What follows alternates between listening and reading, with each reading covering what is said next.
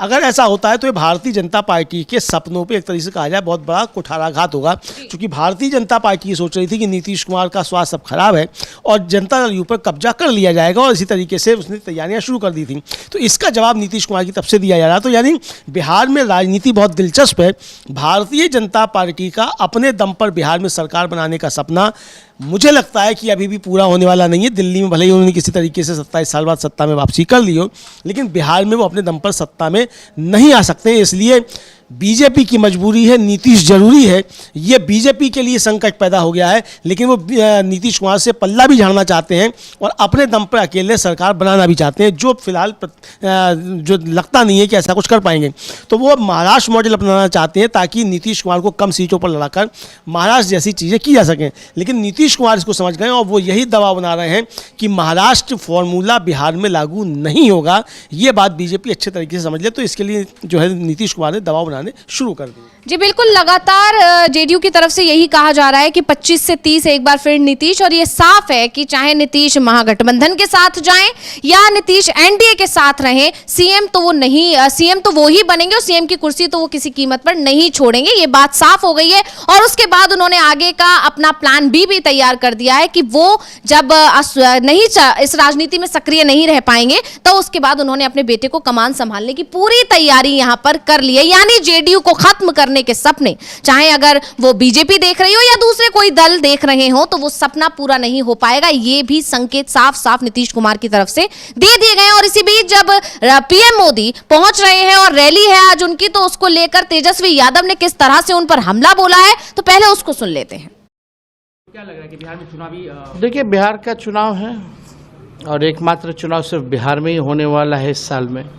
दिल्ली का चुनाव खत्म होते ही हमने पहले भी कहा था कि सब बिहार कूच करेंगे, कूद कूद के लोग जो है बिहार आएंगे। लेकिन बिहार ने इतना 20 साल तक इन लोगों को डबल इंजन को सरकार चलाने का मौका दिया। केंद्र में 11 साल से प्रधानमंत्री नरेंद्र मोदी जी हैं, 20 साल से मुख्यमंत्री नीतीश कुमार जी हैं। साक्षरता के मामले में बिहार सबसे पीछे है।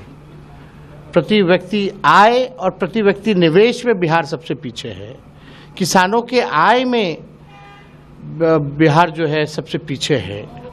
बेरोजगारी में बिहार नंबर 1 है। पलायन में बिहार नंबर 1 है। गरीबी में बिहार नंबर 1 है। प्रधानमंत्री जी आते हैं, अच्छी बात है, लेकिन जब आते तब जुमलेबाजी करते हैं, जुमला बोलते हैं, बिहार के लोगों को ठगने का काम करते हैं। पिछले बार कई बार चुनाव में आए तो चंपारण गए या बिहार में अलग अलग जिलों में जाकर के बोलते थे कि भाई यहाँ का चीनी मिल जो है चालू कर देंगे, यहाँ का जूट मिल जो है वो चालू कर देंगे, अगले बार आएंगे तो चाय यहीं का पिएंगे। क्या हुआ? बिहार का किसान की जो समस्या है वो आप समझ रहे हैं, और राज्यों की तुलना बिहार में, क्योंकि यहाँ बटाईदार सिस्टम ज़्यादा है तो और सिस्टम में किसानों की समस्याओं से थोड़ा डिफरेंट बिहार का किसानों की समस्या है। तो बिहार में जो है उस हिसाब से किसान जो है मर रहे हैं। कुछ किसानों के लिए इन्होंने नहीं किया। ये कहते थे 22 तक दुगुना कर देंगे। दुगुना तो छोड़िए, किसान महंगाई से इतना तबाह हो गया है कि महंगाई के कारण जो इनका और आय जो है कम होता जा रहा है। तो देखिए, ये जुमलेबाजी मोदी जी केवल करेंगे। बिहार को इन्होंने बजट में छलने का काम किया, ठगने का काम किया, और केवल इनको बिहार और बिहारियों से मतलब नहीं है। अब बिहार का चुनाव आएगा तो बिहार आएंगे, लिट्टी खाएंगे, मधुबनी पेंटिंग देखेंगे, छठी मैया को याद करेंगे, जानकी मैया को याद करेंगे, जगह जगह जाएंगे, बोलेंगे कि बिहार को नंबर 1 बना देंगे, नंबर 1 बना देंगे। 20 साल से आप राज्य में हैं, अब तक बिहार सबसे फिसड्डी राज्यों में आ रहा है। अपना विशेष पैकेज दिया आपने आरंभ में, क्या आपने रंगना मैदान में आपने कहा था कि कितना 1.25 लाख करोड़ का पैकेज देंगे, क्या हुआ उस पैकेज का? कोई हिसाब किताब नहीं है। केवल जब चुनाव आता है तो मोदी जी को बिहार और बिहारी याद आते हैं। लेकिन अभी भी ये आ रहे हैं तो कोई नौकरी देने थोड़ी आ रहे हैं, कोई कारखाने लगाने थोड़ी आ रहे हैं, कोई ये पलायन रोकने और गरीबी मिटाने के लिए थोड़ी आ रहे हैं।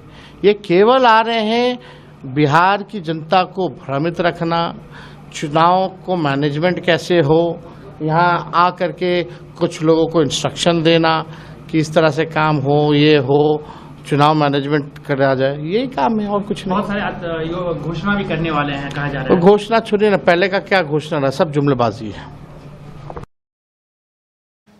तो अभी हम तेजस्वी यादव को सुन रहे थे और उन्होंने साफ साफ कहा है कि वो सिर्फ और सिर्फ चुनाव है इसलिए आ रहे हैं कि कैसे काम होगा, कैसे कार्यकर्ताओं को काम करना है, कैसे चुनाव के प्रचार में लगना है।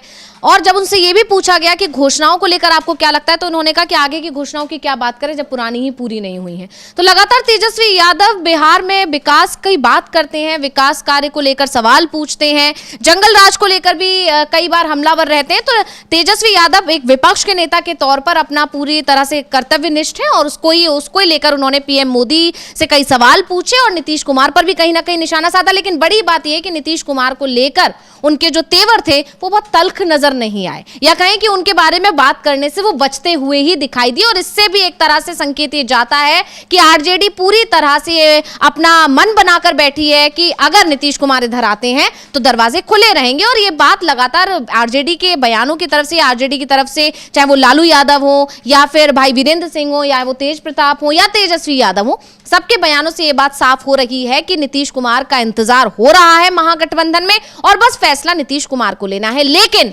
बड़ा पेच जो यहां फंस रहा है वो यही है कि इस बार नीतीश कुमार को उनकी शर्तों पर लेने के लिए ना आरजेडी राजी है और ना ही बीजेपी, और इसीलिए नीतीश कुमार अभी तय नहीं कर पा रहे हैं कि उनको क्या करना है। और इसी को लेकर अभी लालू यादव का भी ट्वीट आया है, चाहेंगे कि उसको भी हम देखें कि क्या उन्होंने लिखा है। तो लालू प्रसाद यादव ने लिखा है कि प्रधानमंत्री आज बिहार में है, इसलिए आज बिहार में झूठ और जुमलों की बरसात होगी। चुनावी वर्ष है, इसलिए लोगों को भ्रमित करने के लिए केंद्र की देश भर की योजनाओं का शिलान्यास और उद्घाटन अब दिखावटी रूप से बिहार से होगा, लेकिन बिहार को कुछ नहीं मिलेगा, ना ये देंगे। यानी साफ तौर पर इन्होंने भी यही कहा है कि इस बार भी जब पीएम मोदी आएंगे तो सिर्फ उनका फोकस चुनाव है और सिर्फ जनता को बेवकूफ बनाने का है। अब यहाँ बड़ी बात यह है अमलेंदु जी कि इस बार जो पिछले चुनाव हुए थे उससे ज्यादा इस बार बीजेपी के लिए चुनौती रहने वाली है, क्योंकि इस बार लालू यादव सक्रिय हैं। लालू यादव पिछली बार जेल में थे, इसलिए बीजेपी के लिए थोड़ी चीजें आसान थी। लेकिन लालू यादव जिस तरह से लगातार हर मोर्चे पर बोल रहे हैं, हर मुद्दे पर अपनी बात रख रहे हैं, सरकार पर हमलावर है और पूरी रणनीति वो तैयार कर रहे हैं महागठबंधन को लेकर, इससे बीजेपी के लिए चुनौतियां होने वाली है। क्या जानकारी आपके पास है, क्या लगता है? हाँ देखिए अंशिता, बीजेपी के लिए काफ़ी ज़्यादा दिक्कतें बढ़ रही हैं बिहार में, और असल में ये दिक्कतें बीजेपी ने खुद अपने लिए पैदा की हैं। एक तरीके से देखा जाए जो जिस तरीके से उसकी रणनीति रही है अपने सहयोगियों को ही हजम करने की, तो उसी रणनीति पे चलते हुए भारतीय जनता पार्टी ने काम किया और जेडीयू को कई बार तोड़ने की कोशिशें बीजेपी की तरफ से हुई।